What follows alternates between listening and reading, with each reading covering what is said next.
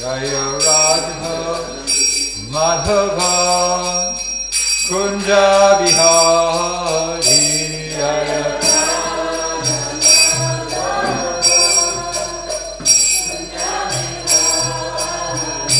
Jaya Radha Madhava Kunja Bihari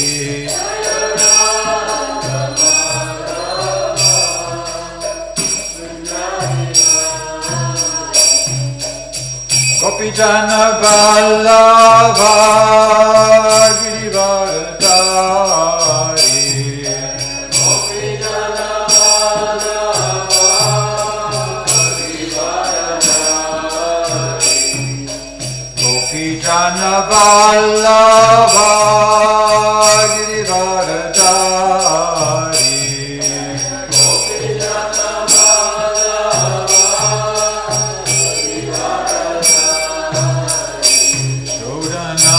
Nana Braja Jana Ranjana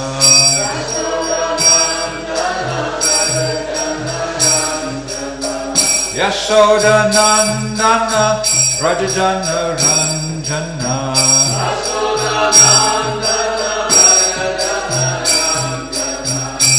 Jamuna Tira Banachari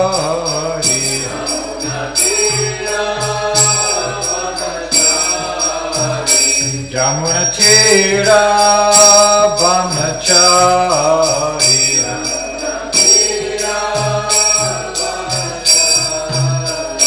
Jaya Radha Madhava Kunja Bihari Jaya Radha Madhava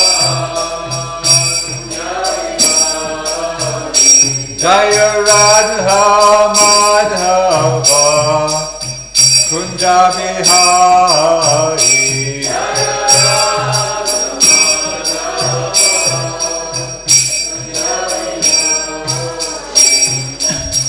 Gopijana Vallabha Girivaradari Gopijana Vallabha Girivaradari Gopijana Vallabha Girivaradari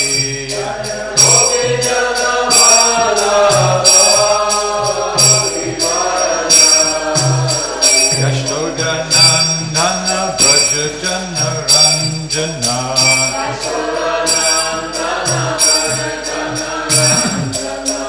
Yashoda Nandana Braja Jana Ranjana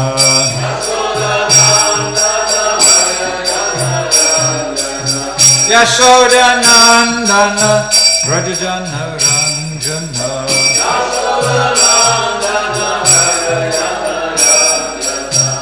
Jamuna Tira Banachari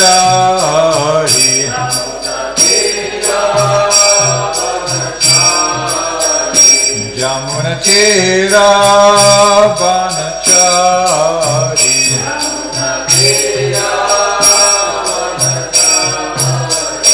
Hare Krishna Hare Krishna Krishna Krishna Hare Hare Hare Rama Hare Rama Rama Rama Hare Hare Hare Krishna Krishna Krishna Hare Hare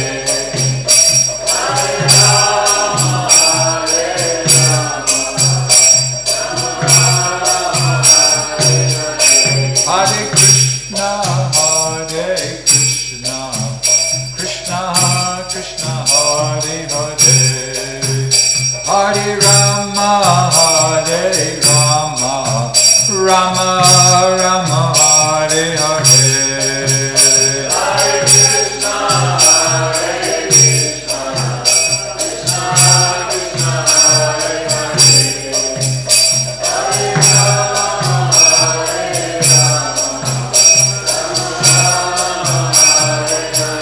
Hare Krishna, Hare Krishna, Krishna Krishna, Hare Hare.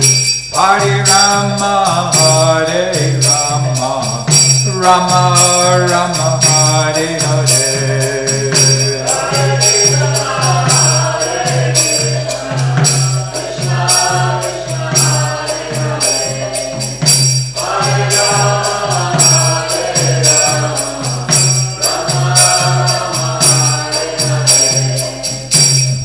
Krishna, Hare Krishna, Krishna Krishna, Hare Hare. Hare Rama, Hare Rama, Rama Rama, Hare Hare. Hare Krishna, Hare Krishna, Krishna Krishna, Hare Hare. Hare Rama, Hare Rama, Rama Rama, Hare Hare. Hare Krishna, Hare Krishna, Krishna Krishna, Hare Hare. Hare Rama, Hare Rama, Rama Rama, Hare Hare. Hare Krishna, Hare Krishna, Krishna Krishna, Hare Hare. Hare Rama, Hare Rama, Rama Rama, Hare Hare. Hare Krishna, Hare Krishna, Krishna Krishna, Hare Hare. Hare Rama, Hare Rama, Rama Rama, Hare Hare. Hare Krishna, Hare Krishna, Krishna Krishna, Hare Hare. Hare Rama, Hare Rama, Rama Rama, Hare Hare. Srila Prabhupada ki jai. Caitanya Caritamrita ki jai. Oh glorious dissembled devotees, oh glorious assembled devotees, oh glorious dissembled devotees, oh glorious to Sri Guru and Sri Govardhana, oh glorious to Sri Prabhupada. Jaya Jaya Sri Caitanya, Jaya Nityananda, Jaya Advaita Chandra, Jaya Gaura Bhakta Vrinda, Jaya Jaya Sri Caitanya, Jaya Nityananda, Jaya Advaita Chandra, Jaya Gaura Bhakta Vrinda, Chaitanya Charitamrita, Adi Lila, Chapter 7, Text 201 and 202. Aramalecha Kahisuna Amita Ete Mate, Aramalecha Kahisuna Amita Ete Mate, Hindu ke parihasa kainu sedina haite, Hindu ke parihasa kainu sedina haite, Jiva Krishna namakari namane vajana, Jiva Krishna namakari namane vajana, Na jane ki mantra sodi jane Hindu gana, Na jane ki mantra sodi jane Hindu gana, Aramalecha kahisuna amita e mate, Hindu ke parihasa kainu sedina haite, Jiva Krishna namakari namane vajana, Na jane ki mantra sodi jane Hindu gana,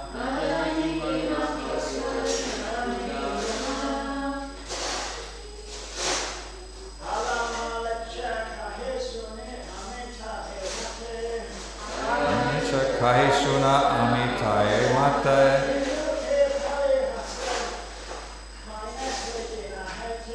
Hindu ke parihasa kainu sedina haite, Jiva Krishna Nama Kare Nama Nevajana. Na jane ke mantra sauri jane Hindu Gana.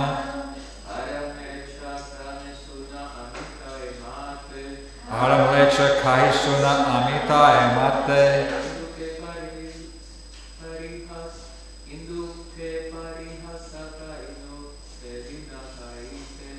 Hindu ke parihasa kaino sedina haite.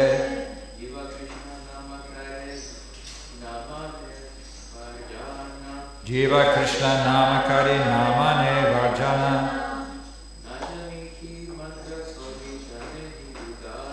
Najane ki mantra sori jane Hindu Gana.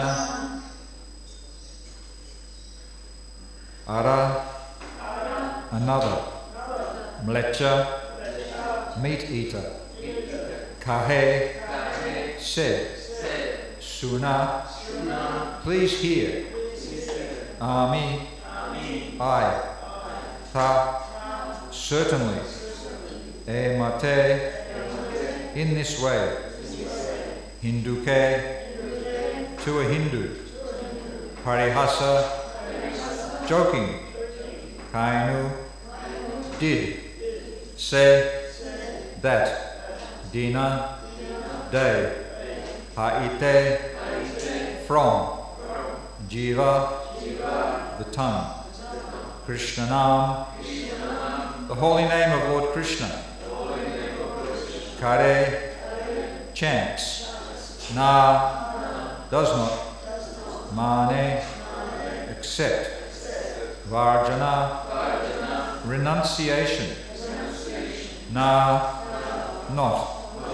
Jani, I know. Ki, what? Mantra Aushadi, hymns and herbs. Jane, no. Hindu Gana, the Hindus. Translation. Another meat eater said, Sir, please hear me.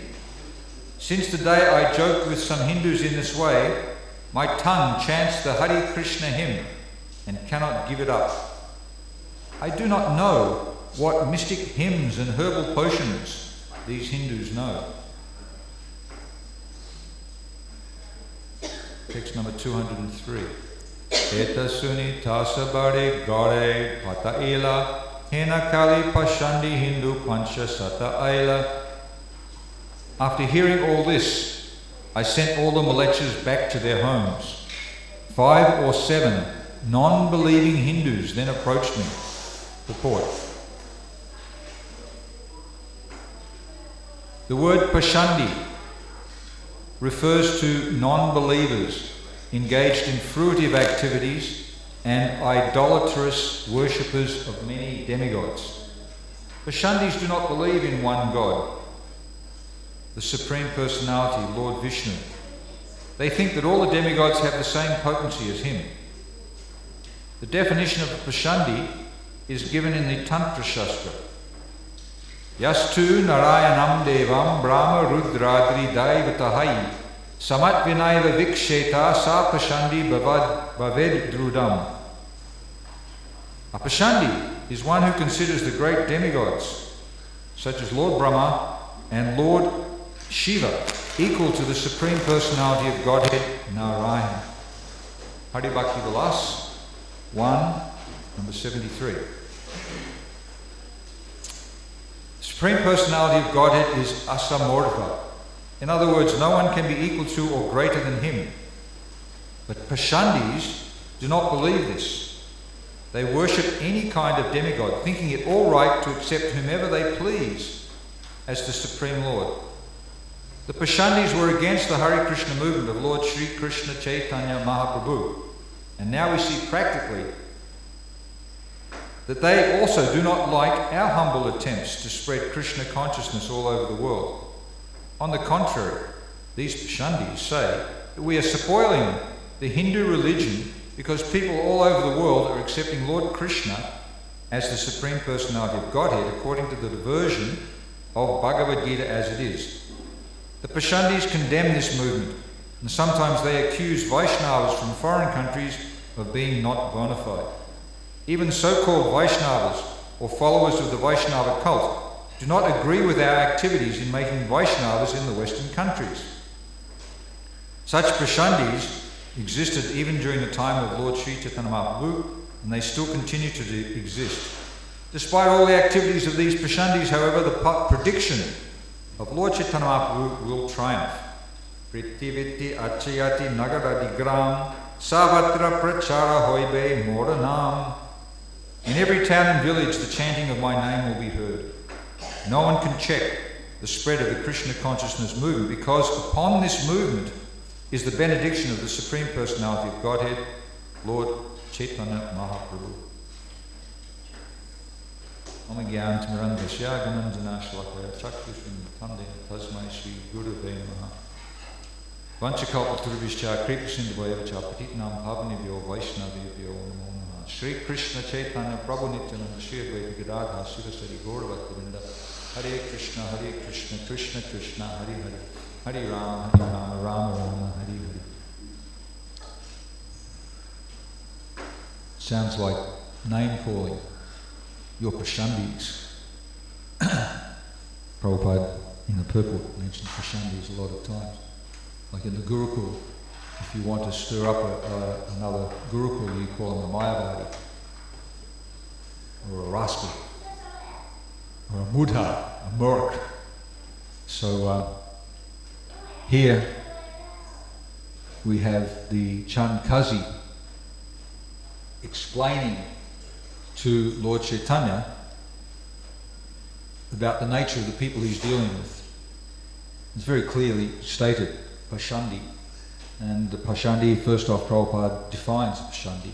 Pashandi is a non-believer, an atheist. That connotates that believer is the standard, the norm. So a non-believer is against the norm. Just like in India, they have veg and non-veg. So non-veg is against the norm.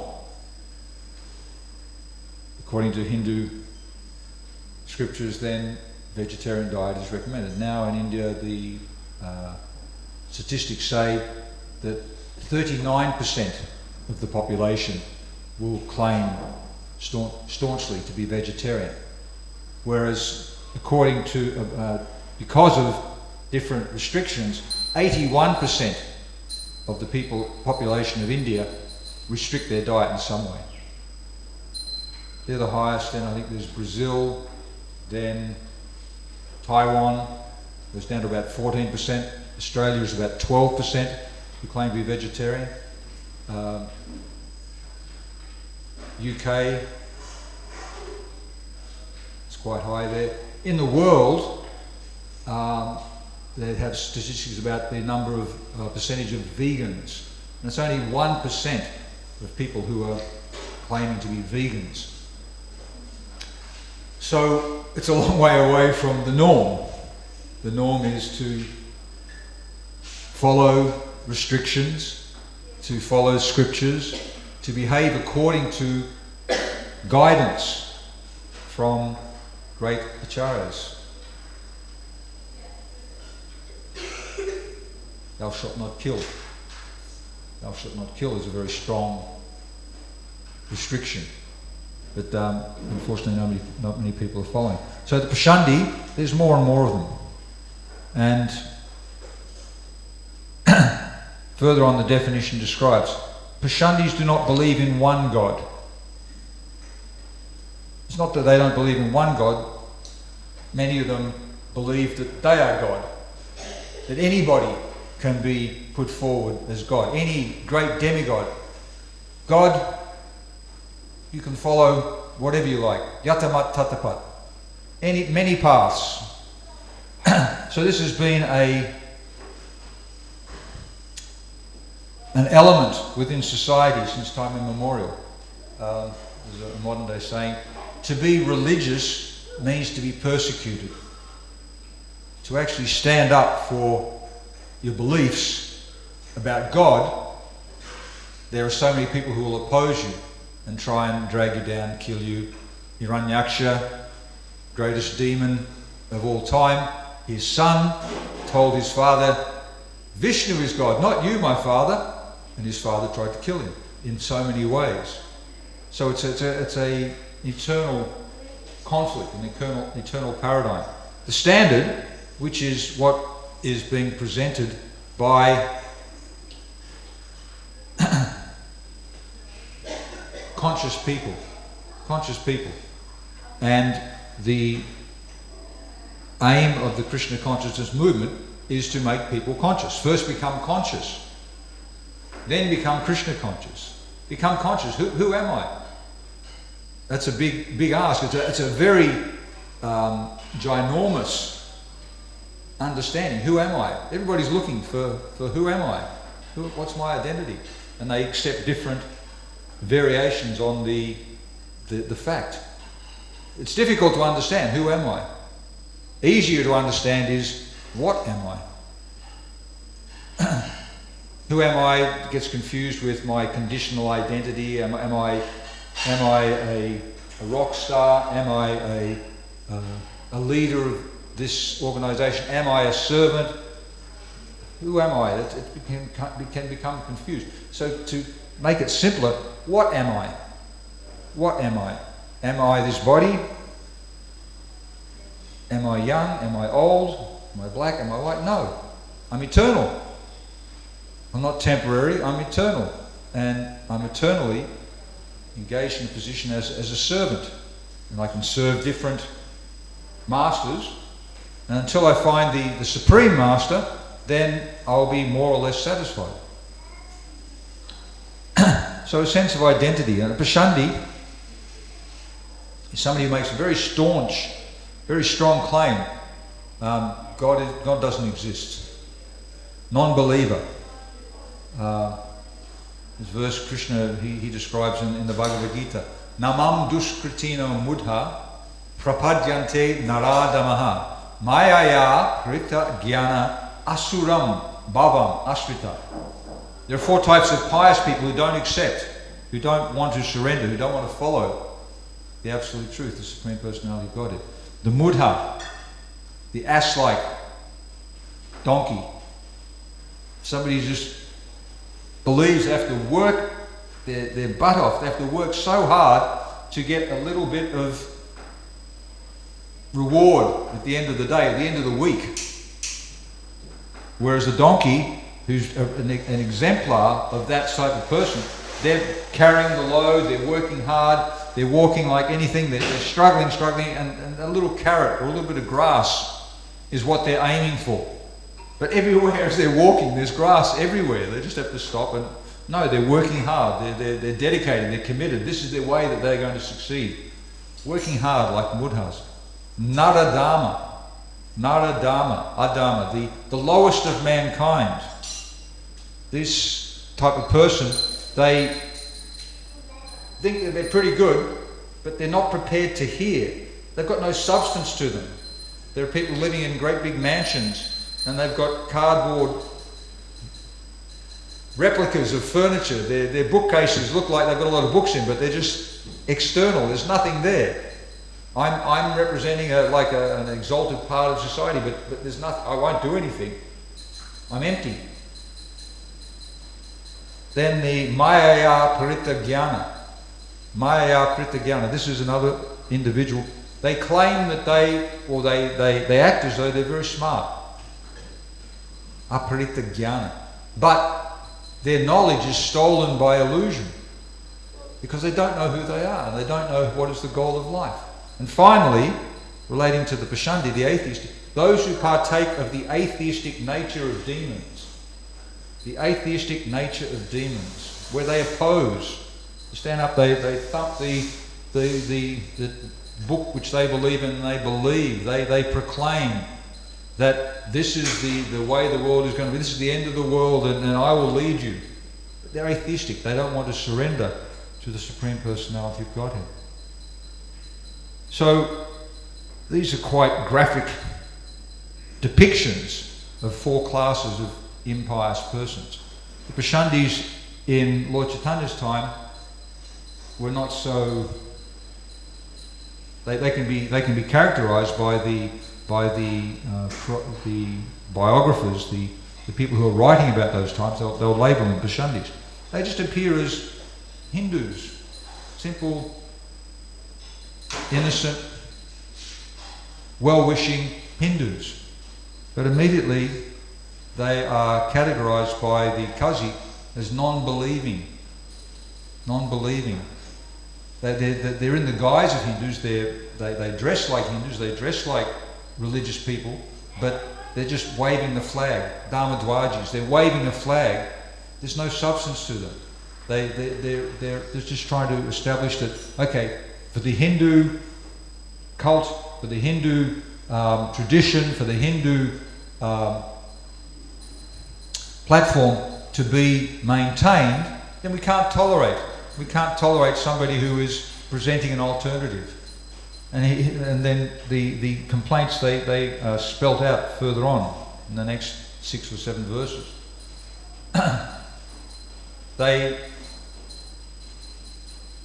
It's like a hand shifting, word jugglery. They use word jugglery. Although we celebrate, we chant, we dance, we celebrate, we stay up all night when we have our specific festivals. But him, Nimai, he was a good boy. And now he's become like a fanatic. He's up all night and they're howling and they sing very loudly and they only sing one song. Hare Krishna, Krishna Krishna, Hare Hare, Hare Rama, Rama Rama, Hare Hare. And it's driving me nuts. I can't sleep at night. I'm not allowed in. I want to be there. I'm not part of it. They're not glorifying me. So this is painful for people when you present an alternative which is not them. So they vehemently and vociferously oppose. Lord Chaitanya had his opponents, these Hindus. They came and eventually they appealed to the Kazi. He's destroying. The holy name should not be presented in such a way. It will become depleted. It will lose its potency. Used all sorts of bogus arguments to try and appeal to the Kazi. But he understood from the start, these are non-believing Hindus. They create problems in any field. This is just their current platform that they're rallying against. Prabhupada describes that Lord Chaitanya Mahaprabhu, he experienced this, and even today, as with his humble attempts to spread the Krishna consciousness movement, he's meeting with opposition. People say, you can't make Vaishnavas from people from the foreign Malacha background. They're not bona fide. An American Vaishnava, it just doesn't work. You have to be born in a Brahmin family. You have to be blessed with a particular quality of piety so that you've taken birth in our family.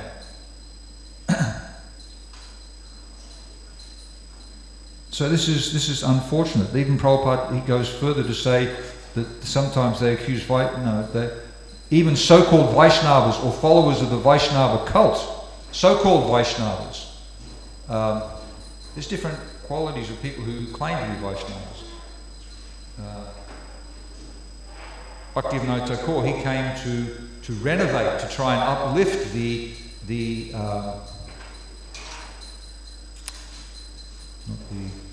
attitude of people towards, because of the reputation.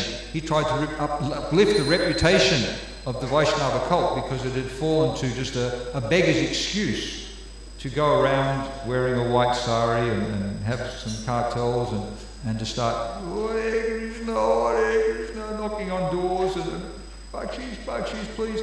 Nowadays you go in Mayapur and you go through the Navadvip, you're going shopping and you're sitting in a shop and one of these so-called Vaishnavas will come up and the keeper of the shop, he has a drawer.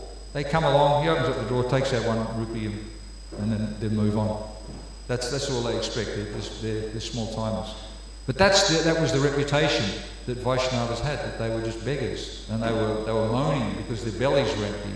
They were begging for some money to go and buy some chapatis. So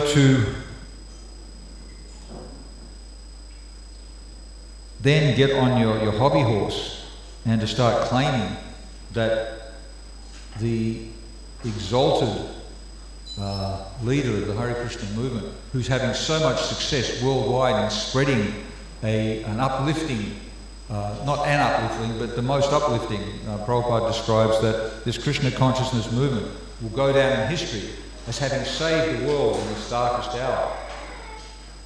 The remedy for all of the problems of life. Back in the 70s, there was a little pamphlet which was being distributed. It was called The Peace Formula. The Peace Formula. In the 70s, there was a lot of propaganda about nuclear war and other wars, and one of the sentences of the Peace Formula was the most powerful force on the planet. Because people were worried, if you drop a bomb, then it's going to destroy the planet. No, the most powerful force on the planet is this Hare Krishna Mahamantra. It can counteract everything. Krishna's name is so powerful. If you're having problems with ghosts or unwanted spirits, you put the Hare Krishna mantra. You put a scripture there. You offer some incense. You have pictures of Krishna there, and you just, in order to remove ghosts, like Prabhupada, he told the devotees when they were staying at John Lennon's estate, go and have a kirtan there. Drive them out. So it's 4 or 5 hours of kirtan, blowing conchas and sprinkling holy water. Then no evil can stand in such an environment. So the Hare Krishna mantra is so powerful. It's the most powerful force. It's beyond matter. Krishna and Krishna's name are non-different. Krishna is the supreme absolute truth, the ultimate powerful spiritual source of everything. So, to try and stand in opposition, to try and make a claim that this is not working, this is not bona fide, you're not following certain rules, you should bow down to me, this is Pashandi, a non-believer. It's absurd. I told an atheist that you're putting so much faith in this atheistic theory, the Big Bang theory, the combination of chemicals, putting so much faith in it. This is the source of life and it can be replicated. I put faith in the words of the authorities, and they're giving a very down-to-earth, practical, visible solution that is tangible. I can base my life on it. Why are you putting so much faith in your theory of the source of life coming from chemicals based on atheism? So with great glee, the answer was, yes, I know I'm putting so much faith in to this idea about chemicals and so forth. But my faith is that in the future we'll be able to understand it all, and then we'll be able to control it. We will take control. We will be established as the controller of the material energies, the controller of the forces of nature. And that way we can eternally be glorified. So this amount of faith with the atheist, it's based on lack of knowledge, lack of understanding, frustration, and not wanting to surrender, not wanting to bow down. Those 4 types of impious persons I was describing before, the Mudha, the Naradama, the Maya Pritagyana, and the Asura. They don't want to surrender. So, despite all the activities of these Pashandis, the prediction of Lord Chaitanya Mahaprabhu will triumph. You have to surrender. Everybody's surrendering. They're surrendering to their misconceptions, they're surrendering to their family, they're surrendering to society, they're surrendering to their senses. You have to serve someone. It's actually said that the non-devotees, they're the best devotees. The best devotees of Maya. They've absolutely surrendered to Maya. They're firmly in her grips. And she kicks them.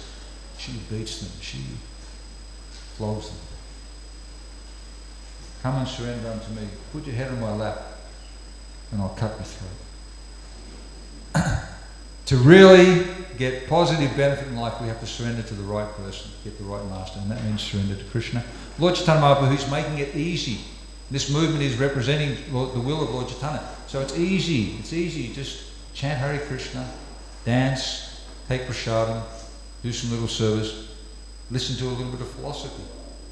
And this will triumph, because this benediction, no one can check the spread of the Krishna conscious movement, because upon this movement is the benediction of the Supreme Personality of Godhead, Lord Chaitanya Mahaprabhu, who stated, Kritiviti Achiyati Nagaradi Gram, Savatra Prachara Hoibe, Moranam. In every town and village, my holy name will be heard. It's interesting, we were at the tomb of the Chankazi in Mayapur, Chankazi Samadhi. Surrounded by my Muslims, there's a Muslim market there, there's a Muslim village, it's hectic, but a walled off place contains the Chankazi Samadhi. And beautiful tree atop the Samadhi, actually two trees. There's a frangipani, champak tree, very old, and growing from the centre of the champak tree is a neem tree, intertwined, and a beautiful place. You go there. We went there on the Navadvip Mandal Parikrama, big group, and the local leaders, Subhag Swami speaking Bengali, preaching to the locals. The locals, they would climb up on the top of the walls and they would look down, and there was a description, okay, here are some different people, they're chanting Hare Krishna. And in order to impress upon them that this Kriti Vichyatyari, in every town and village my name will be heard, Subhag Swami, he asked every individual to stand up and say, where are you from? Oh, Indonesia, Singapore, New Guinea, New Zealand, America, Venezuela, Japan, Hong Kong. Very, very visible, tangible evidence. Here it is. These are all these people from all over the world, and they are here taking up your philosophy, chanting the holy names, and changing their lives. So that was a clear evidence and a very visible display of how this movement is receiving the benediction of the Supreme Personality of Godhead, Lord Chaitanya Mahaprabhu, despite all of the opposition. Prabhupada, he also says that if the opposition doesn't flare up, it means you're not preaching. Not that it flares up, but if it's not present, if it doesn't want to try, the opposition doesn't want to try and stymie, to staunch your endeavours, then it means there's no potency. So it's a sign of success. There will be opposition. To be religious means to be persecuted. There's always going to be opposition. And the opposition, the greatest opposition, comes from our own minds, our own hearts, our own faith or lack of faith. So that faith will be tested in the fire of ordeal. Be tested in the fire of ordeal. And ultimately, we will triumph. This Krishna consciousness will be successful. Another expression was that Lord Chaitanya can do a lot with you. He can also do a lot without you. Whether you want to get on board and assist and be part of the solution or not, this Krishna consciousness movement will triumph, because it's the will of Lord Chaitanya Mahaprabhu. So I'll just finish there. If anybody has any comments, any opposition, any ideas they'd like to discuss further.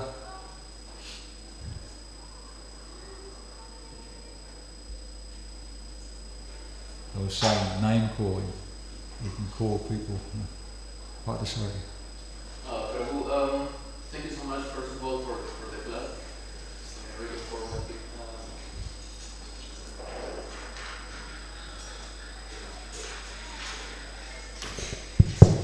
Thank you. I have the impression, since I left South America, because in South America we don't have many Indians that come from India. We only have South American Indians, indigenous people. So most of the people who join the movement in South America are locals. We don't have the situation of foreigners joining.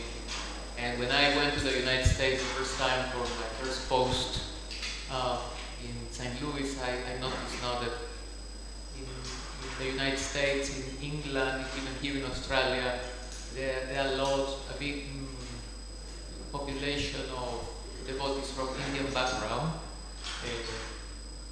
At the beginning, my experience at the beginning was very hard to talk to them about Krishna conscious. When I just came to Canberra in 2001, the members were kind of reluctant to listen.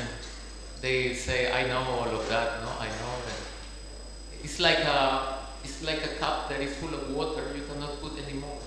You know? That's what probably sometimes it's better not to know too much, or to be ignorant, or to have doubts. It's better than to be proud of our knowledge. You know? So that's overly confident. Yeah. yes, yeah. So. And you talked about the Pashantis. I heard about that expression, but I didn't know why like that. So even the Hindu can be diverted into atheism when they don't have the right perspective, isn't it? Sure. They just compromise. Like Prabhupada would often challenge people from a Christian background who were claiming that they were representing, they were good Christians. He said, "What about the first commandment? Thou shalt not kill." Oh. And it would just derail them. They couldn't speak against it because these different religions, they appeal to people of different natures. Here, Malechas, they follow a certain scripture, and they're called, it's blatantly, unashamedly, they're labelled as meat eaters. That's what they want to do. They're meat eaters. And then it goes down lower, Chandlas. They all have a particular predilection. Their tongue is controlling them, and that's the way they go, and they identify with the philosophy which will support that. Nowadays, people are the kids. They're ferals. Ferals was an identity, and I picked up somebody who was visibly identifying as a feral. He was hitchhiking, had the dreadlocks and natty dreads and all those other things. And the first couple of lines of the conversation we had was that he was just grunting in response. He thought that was to be like an animal, to exist like an animal. That was the ultimate goal, and that was his happiness. And slowly, with prodding and a little bit of encouragement and soothing, and then he started to talk. And he revealed that he was a science graduate. He was quite intelligent, but he'd adopted this persona, this way of living, because he felt that was going to make him happy. So people from the exalted Punya Bhumi, they've turned their back. The impious, well, there are, you can't say blatantly, but many impious people, they leave their place of origin because they think that the grass is greener on the other side. Those who stay, then they prosper. They don't have to move around. They don't lose their core, their essence. They don't become incorporated into another place. They don't have to merge. So to have that conviction that despite all these troubles, I'm just going to stick to my principles, that requires some determination and strength. And we also have to muster up that strength in order to maintain our conviction and to be effective and to share it with others. We have to absorb ourselves. We have to take shelter. We have to hear as much as possible. Strongly, very strongly hearing. And then we can have some effect. And then when we have some strength, when we're full of nectar, we can go out and give it to others. So the persisting in dealing with people from that background, we have to overwhelm them with bliss, with Krishna consciousness, with festivals, with hearing and chanting, with understanding of we're happy, to show them, give them a practical display. The Nam Ruchi, they go out amongst the schoolies, these drug drugged people who've just been through the school institution. They're experiencing some relief because they've completed their studies and they want to just let their hair down, they want to party. And so they try the best way they can. They go out and associate with their friends and they sing and dance. They see the devotees coming out and they're singing and dancing, but they dance non-stop for 3 hours, very exuberantly with a lot of energy. And some of them, they who can see, who've got their hearts open, they'll look, how do you do that? I can only dance with that amount of energy for about 10 minutes, and that's because of drugs. I get all fired up and I get free from my inhibitions. But you're doing it non-stop. Where do you get your energy from?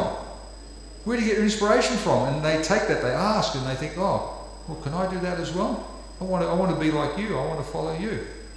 So a demonstration, a practical. We did a fire yajna in the house of a family in Victoria, and Indian people, and the older man, after the fire yajna, he came up to express appreciation. He said, yes, it was very pukka. I could understand all the rules and the regulations and the rituals, they were all being expressed. But there's one thing. At the end, you were all dancing around the fire in ecstasy. How do you do that? Where does that come from? So he could appreciate that he'd been through all these dry rituals and stuff like that. It was good, and they were giving him satisfaction. But that higher taste, that satisfaction from chanting and surrendering to Krishna, that was what he was really looking for. So here he'd seen a demonstration, he wanted it. Where does that come from? How can I do that? Oh, come and attend our temple and sing and dance. That's the main occupation. In the early days in Melbourne, some of the supporters, they were lawyers. They came to the temple. Prabhupada had invited them to come. They'd been visiting the temple a little bit, and they looked around and they were impressed with Prabhupada and his presentation. And they looked around at his followers and they thought, these are all surfis and bums and refuse. What inspires them? How did they give up their bad habits? And they looked around, and then they went into the temple for the kirtan. And they saw everybody dressed up bright and fresh and clean and dancing like mad, sliding up and down the temple room. They, aha, that's where they get the higher taste, higher than the buzz from being on a good wave when they're surfing, higher than anything else. It's from the kirtan. And so here's Prabhupada, he's a representative, so they had great respect for Srila Prabhupada, who brought the holy name into these degraded places at the right time, in the right place, in the right circumstance. So there's still similar. We're seeing situations where it's not ideal, where people are struggling, where people are antagonistic, and we can just inject the chanting of the holy names. The Kankazi, he just said 3 names, Hari, Krishna, and Narayan. And Lord Chaitanya delivered him. So the power of the holy name is what will change people's lives. It's amazing how the Chankasi became more conscious than so-called Hindus that were claiming to be Hindus, but at the same time were eating flesh. I was I better speak in the microphone. Can you hear outside? Yeah. I was living in the student accommodation, and I met a Hindu, a young man, and I said to him, "Where about in India are you from?" "From Maharashtra." And he said to me, "I'm a Hindu. I'm a Brahmin," he said to me. And I asked him, "Where is your thread? If you're a Brahmin, you should wear a thread." He said to me, I don't wear a thread because I eat meat. But why we came to that conversation, because he said to me, you should eat meat, is good for you. And I was thinking, are you Hindu? Yes, I'm a Brahmin. And I said to him, you shouldn't claim to be a Brahmin because you don't have a thread and you're eating meat. This is very confusing for people, but I know that you being a Brahmin, you should wear a thread and not eat meat. So I'm sorry, but you're a disgrace of your clan. And then, that's nice, that's good. And then he started crying, and then he said to me, I cannot argue because you're right. Yeah, so you're being merciful, you're pointing out the truth to him, you're helping him to remove his illusion. It's okay to admit that you're fallen, that you're weak, that you're compromised, that you're doing something, but then to make a philosophy out of that and to proclaim that you're still right, that's the greatest hypocrisy. Just like the Maya Prityagyana, the serpents that have a jewel in there, they portray themselves as being very educated, but they're just cheating. That perhaps maybe we can give you a solution, we can create life in the future, but it's just cheating. So they're weak, they're vulnerable. If you're strong, then you don't need to make a show. You just be who you are and say things as they are. Not worrying about public perception and whether people like you or don't like you. You just tell the truth. And the truth is what really people need to hear and what saves them. So, he had a friend. He met somebody who was really concerned about his welfare, and hopefully he'll change. And crying and, they're little signs, but Prabhupada, he could pick up little signs and he would then...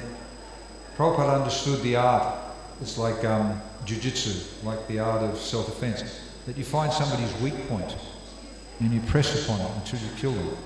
So you find some area where they're vulnerable. If you try and approach them head on where they're strong, then you won't get very far. But you find a vulnerable point which is strong for you, and you just push on that. I won't talk to you if you're in a meeting. I won't talk to you unless you're following the Guru Parampara. I won't talk to you. Okay. And they understand that we have a platform which we exist on, which we support, which we maintain. We're actually religious people. So mercy. Okay, time for Prashad. Thank you very much. Srila Prabhupada ki jai, Caitanya Caritamrita ki jai, Gaura Premanandi.